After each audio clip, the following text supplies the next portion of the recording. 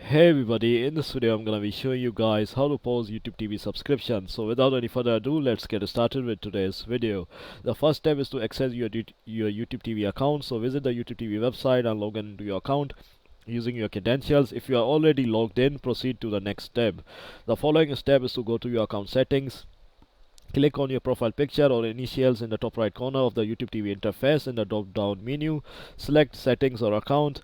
The next step is to navigate to the membership section. So in the account settings menu, locate the membership or billing section. Click on it to access your subscription and billing details. The fourth step is to pause your subscription. So within the membership or billing section, you should see the option to manage your subscription. Look for a button or link that allows you to pause or suspend your subscription. Click on it to initiate the pause process.